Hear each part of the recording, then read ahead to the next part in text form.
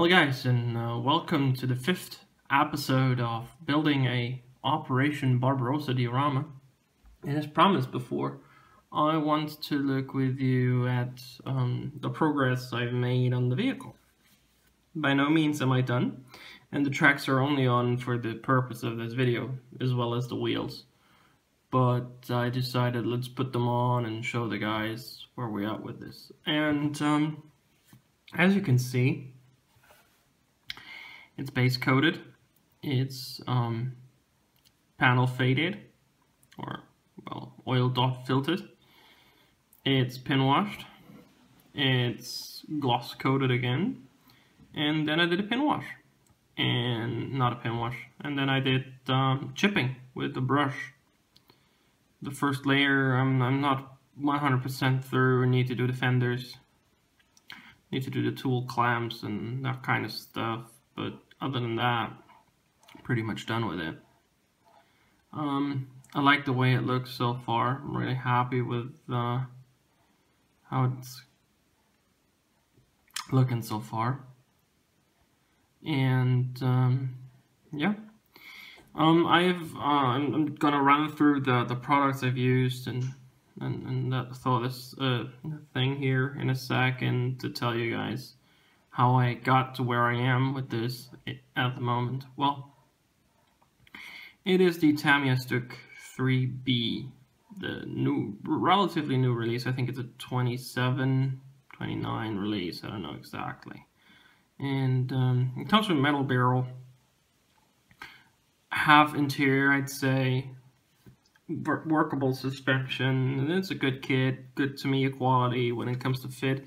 I did some super detailing, like the conduits for the headlights and that sort of stuff, just to make it look good. I scratch built that spare tire rack here on the side, spare wheel rack.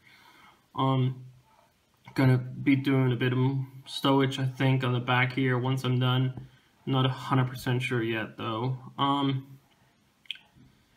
I exchanged the tracks. Those rules that I had on a different model that I thought I put on this one here because I thought they looked cool with the workable suspension. Added a bit, like for example the decal on the fire extinguisher is aftermarket. I wanted to use a different set of decals in the kit, but thanks again to me living in Germany, they got censored, so I didn't have them. Yeehaw! So I had to use those, which I like the other ones better, but yeah, it is what it is, I guess. I primed the vehicle in Vallejo light gray primer. Not my preferred go-to variant of primer, but the only light primer I had dark yellow, which would have been, not a good idea on a gray vehicle. I have black, which, because of the way I painted this, wasn't an option, but I'll talk about the way I painted it in a second here. So I decided I'll go with the Vallejo, because for the first time ever I tried modulation, and I used the AK Interactive modulation set, which calls out for a light primer base. So that's why I went with a light primer base. After that, like I said, I applied the AK Interactive color modulation set. For the first time ever I used modulation. And I'm happy now that I've done all the weathering with oils and stuff, and done the chip and the first layer of chip, and that I don't think the modulation is as obvious as it was before, and I think it adds a little bit. So, because I have a lot of dark gray vehicles, and I think they all look very monotonous and boring, so yeah, that's the main reason for me doing this. After I was done with the base coat, or the modulation, I put on a coat of Aqua Gloss. It's a water-based gloss coat, although Aqua normally make lacquer-based stuff, but this is water-based, and it's, in my opinion, one of the better, hardest, and sturdiest gloss coats on the market, then I can only recommend you guys getting it if you don't have it yet. After that was dry, I applied decals using Micro Sol. They were a bit of a pain. They were a bit thick. So yeah, they didn't blend as well as I wanted them to blend and sit down. So yeah. After they were done, and it took me quite some time to get them to a point where I'd say, okay, I can live with that, I applied a second coat of aqua gloss.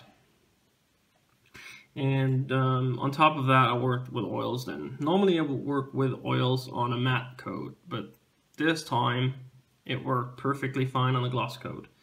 I blended 502 Battalion oil paints, faded gray, some weirdish blue, some oxide blue, and white mainly, to create some faded effects, some worn effects on the dark gray. After that was dry, I applied another coat of aqua gloss to both protect the underneath layers and to give me a good base for the pin wash. I used Make Productions Dark Wash and odorless turpentine to just create a very thin dark wash that allowed me to put it into all the recesses and all the little detail to make it pop. Yeah, that worked really well, although I normally think that the Make Dark Wash is a bit too dark, but on this vehicle I think it worked wonders. If you look, for example, here on the back onto those engine hatches, made them come to life. On the front here, those things came to life. The fender edges came to life really well. The tools, on the gun, the weld seam. It doesn't have that many weld seams, so it's not that prominent when it comes to weld seams. Once the pin wash was dry, I started applying chipping, and I used a very light version of a Revell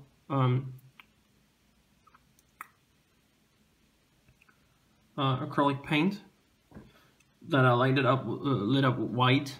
So yeah, I didn't use the light color out of the AK set because I was a bit afraid that they are more for airbrushing than brush painting, and I think I was right because they were very thin, whereas the mixture I used had a nice milky consistency that allowed me to really get to work with the chip. And I'm not happy with some of them, I'm happy with others. It's always a thing when you do it with a brush, it's always kind of like a very thin line with overdoing and not overdoing it. So yeah, and that's where we are right now. I finished that last night. Next up, of course, is finishing the light chipping on the fenders, on the fender edges especially. I don't normally chip the anti-slip texture much, but I might, because normally the crew doesn't walk there. But yeah, I might be doing some here, at least in the front parts of the fenders, around the lights and stuff. So we'll see about that. And once that's done, I'll put the second layer of chipping in with Vallejo model color German cam black brown over the top, and yeah, we'll see how that turns out. But that won't be for the next 2 to 3 days, I guess. So this is part 5 of the series. It's a shorter part. Thank you guys for watching it. I hope you guys now know where I am with the... Oh wait, I could talk about the tracks a little here. Full tracks, like I said, primed. I bought them primed. No, otherwise I would have burnished them. I bought them primed. They were primed white, which I totally hated. So I went over with a black acrylic base. Then I put on an earth tone, put on the AK Interactive Track Wash, and had a nice patina look. But then, because of the Diorama setting, having a dusty road, I thought, well, we need dust in the tracks.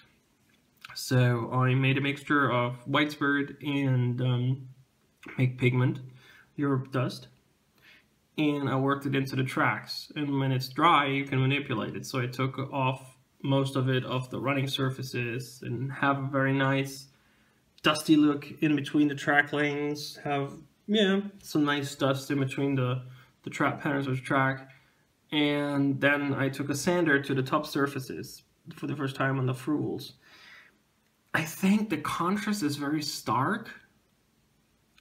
When you look from the front, and I lifted a bit here, you can see the contrast there, and I think it's a bit stark. But apparently that's the way it should look. I don't know. Not 100% sure I like the look. But yeah, that's how I got there. So, like I said, shorter episode this time, only 10 minutes. But I just wanted to catch you up on the vehicle. I hope you guys like it. This is Hollywood Modeling. I hope to see you guys around in the 6th video, which should be up in a couple weeks. So thank you guys for watching. Always remember, the force with you. Bye for now, guys. See ya.